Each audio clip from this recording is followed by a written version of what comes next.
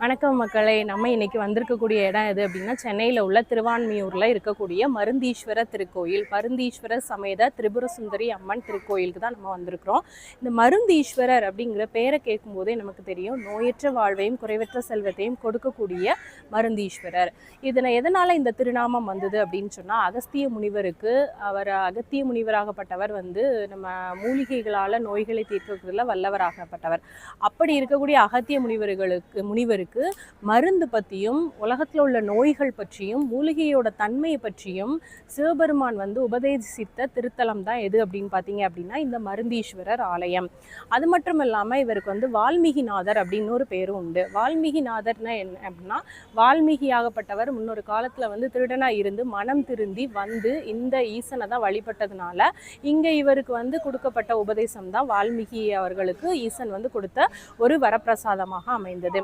அதனால அதிலிருந்து இவரை வால்மீகிநாதர் அப்படின்னும் அழைக்கப்படுகிறார். அந்த வான்மிகிநாதர் அப்படிங்கிற ஊர், அந்த வார்த்தை தான் மருவி திருவான்மியூர் அப்படின்னு அழைக்கப்படுது.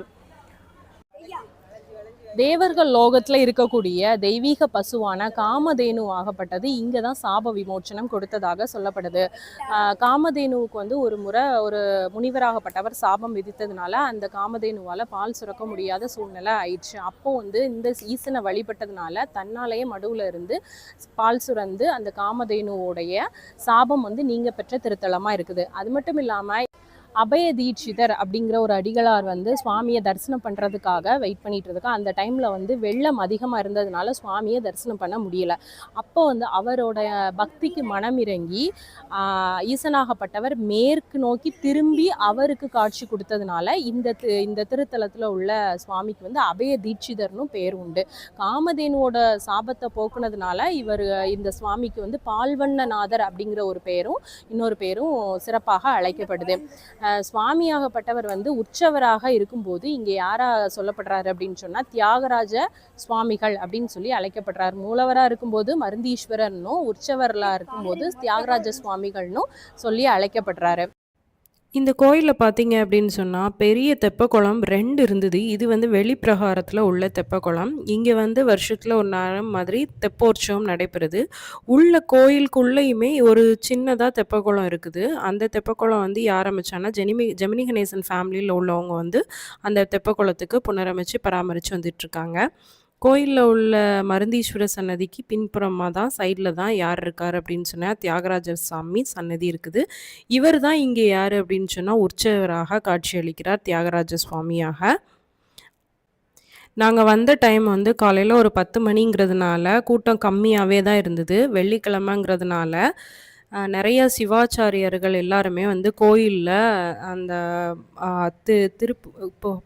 புகழ் சிவபுராணத்தில் ஆரம்பித்து எல்லா விதமான கோளறு பதிகத்திலேருந்து எல்லா விதமான பாடல்களையும் பாடிக்கொண்டிருந்துட்டு இருந்தாங்க. கேட்குறதுக்கே ரொம்பவே ஒரு அருமையான ஒரு காலை பொழுதாக இருந்தது.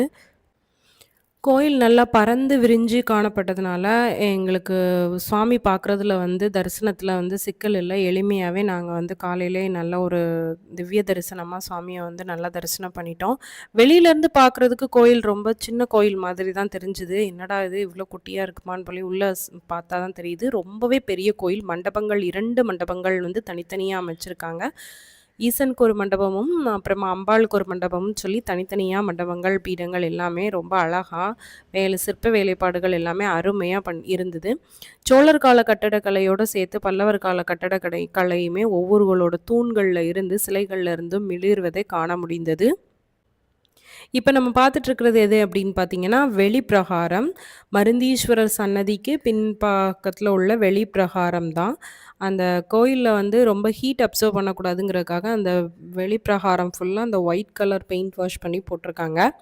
இது என்ன இடம் அப்படின்னு சொன்னால் தேவாசிரியர்களோட திருமுறை மண்டபம்னு போட்டிருந்தாங்க. இங்கே டெய்லி திருமுறை ஓதுவாங்க போல். ஸோ இதில் ஸ்பீக்கர் எல்லாம் வச்சுருந்தாங்க. ஒரு முக்கியமான விஷயத்தை நான் பார்த்தேன். பொதுவாக இந்த விஷ்ணு கோத்திரங்களில் விஷ்ணு ஸ்தலங்களில் இருக்கிற இடத்துல தான் நான் இந்த கோசலை அதெல்லாம் பார்த்துருக்கோம் இல்லையா. நான் இங்கே கோசலையும் இருந்தது. மாடுகளை பராமரித்து அதுக்கான சரியான அளவில் உணவுகள் எல்லாம் பராமரித்து கொடுத்துட்டு வராங்க. இங்கே உள்ள கொடிமரம் ரொம்பவே அகன்ற தூண்களை உடையதாக இருந்து மற்ற கொடிமரத்தை காட்டிலும் இது கொஞ்சம் டிஃப்ரெண்ட்டாக இருந்தது. இதுதான் மருந்தீஸ்வரர் சன்னதிக்கு நேராக நம்ம முன்னே நிற்கிறக்கூடிய இடம். கோசலைய பார்த்துட்டு இந்த பக்கமா வந்தோம் அப்படின்னு சொன்னா, மருந்தீஸ்வரர் சன்னதிக்கு சைட்ல இந்த சைடா வந்தோம், பின் சைடா வந்தோம்னா, நெறைய புறாக்கள் வந்து இங்க இருந்தது. ரொம்ப பார்க்க அழகா இருந்தது. அதுல வந்து அங்க உள்ள மக்கள்கிட்ட கேட்டோம்னா, இந்த புறாக்கள் எல்லாமே ரொம்ப வருஷமா, ரொம்ப காலமா இங்க தான் இருக்குங்கிறதையும் சொல்லிக்கிட்டாங்க. மனதுக்கு ரொம்ப அமைதியா இருந்தது இந்த இடம் பார்க்கறதுக்கு. இது என்ன பழம்னு பார்க்குறீங்களா? ஈசனுக்கே உரித்தான வில்வ மரம் தாங்க. இந்த வில்வ மரத்துல அவ்ளோ வில்வங்காய்கள் காய்ச்சி தொங்கிய வண்ணமா இருந்தது. பச்சை பசேல்னு இருக்கக்கூடிய இந்த வில்வங்காய்கள் ரொம்பவே மருத்துவ குணம் மிக்கதுங்கிறது எங்களுக்கு அது தெரிய வந்தது. உடல் சூட்ட தணிக்கிறதுக்கும் மட்டுமல்லாம, நம்ம உடம்புல உள்ள பித்தங்கள உள்ள தணிக்கிறதுக்கும் அந்த வில்வங்காயானது உதவுது. அதனால வில்வங்காய மக்கள் வந்து இங்கேருந்து 1, 2 எடுத்துட்டு வீட்ல போய் அந்த பித்தத்துக்கு அதுக்கெல்லாம் யூஸ் பண்றாங்கங்கிறது எங்களுக்கு தெரிஞ்சுது. அதுக்கப்புறமா பார்த்தோம் அப்படின்னா, நம்ம கோயிலுக்கு பின்புறத்துல வளாகத்துல ஒரு பெரிய மரத்தடியில இந்த மாதிரி நாகர் சிலைகள்லாம் பிரதிஷ்டை பண்ணி வச்சிருந்தாங்க. நாகதோஷம் நீக்கக்கூடிய பரிகார ஸ்தலமாகவும் இங்க வந்து மக்கள் வழிபடுறது வந்து சிறப்பாக காணப்படுது. எப்படி திருநாகேஸ்வரத்துல நாகர் சிலைகள வழிபடுவாங்களோ, அது மாதிரியே இங்கேயுமே தனித்தனியா நாகர் சிலைகள் எல்லாம் பிரதிஷ்டை பண்ணி வச்சு, அதுக்கு மஞ்சள், குங்குமம், பழம், பால் இதெல்லாம் அபிஷேகம் பண்ணி மக்கள் வழிபடுறத எங்களால காண முடிந்தது. சுத்தி பார்த்தீங்க அப்படின்னா, இது வெளிப்பிரகாரத்தோட இன்னொரு மண்டபத்துல உள்ள வெளிப்பிரகாரம். இந்த வெளிப்பிரகாரத்துல சுத்தி உள்ள செடிகள்லாம் ரொம்பவே பச்சை பசேல்னு அது கோயில் நிர்வாகத்தாரால அவ்வளோ அழகா பராமரிக்கப்பட்டு வந்தது. 1, 2 செடிகள் அதுல நெறைய நல்ல மூலிகைகள் வாய்ந்த மருந்து செடிகளாகவும் காணப்பட்டது.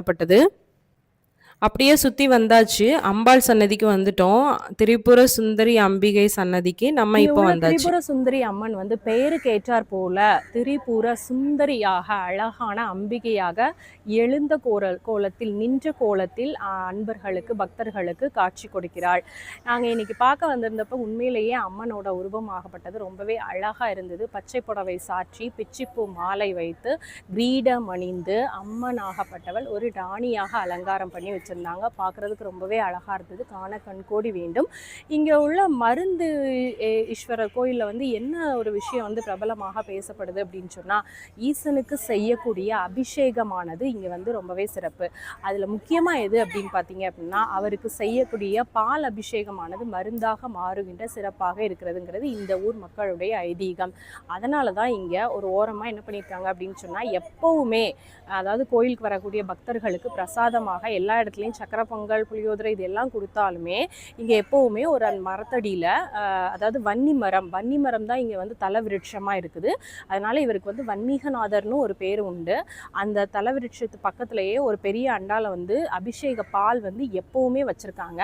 அதை வந்து மக்களாகவே என்ன பண்ணிக்கலாம் அப்படின்னு சொன்னால் ஒரு கொஞ்சம் எடுத்து பருகிக்கிடலாம் அப்படின்னு சொல்லி எப்போவுமே அந்த பால் வந்து வச்சுருக்காங்க. ஸோ வரக்கூடிய பக்தர்கள் எல்லாம் சாமியை தரிசனம் பண்ணிவிட்டு ஐயாவை தரிசனம் பண்ணிட்டு வரும்போது இந்த பிரசாதத்தை எடுத்து குடிச்சிக்கிறாங்க. இது மூலமாக என்னென்ன வியாதிகள் எல்லாம் தீரும்னா, நீரிழிவு பிரச்சனையில் இருந்து எல்லா விதமான மக்களுக்கு தீங்கு தரக்கூடிய நோய்களாகட்டும், சூளை நோய்களாகட்டும், வெட்டை நோய்களாகட்டும் அத்தனை நோய்களும் வந்து இந்த பாலை வந்து அபிஷேக பாலை அருந்துவதால் குணமாகிறதாக மக்கள் வந்து வெளிப்படையாகவே கருத்து தெரிவித்துக் கொள்கின்றனர்.